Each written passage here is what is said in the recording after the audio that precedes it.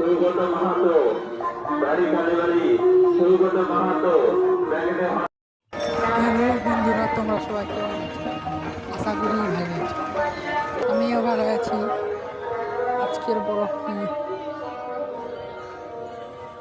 Record Kali মাতার শেষ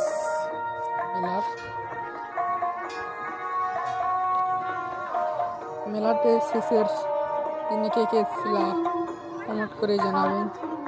ভিডিওটি যদি একটুকু ভালো লাগে লাইক শেয়ার করতে ভুলবেন না। ইনস্টাগ্রাম থেকে দেখলে ফলো করবেন। ধন্যবাদ।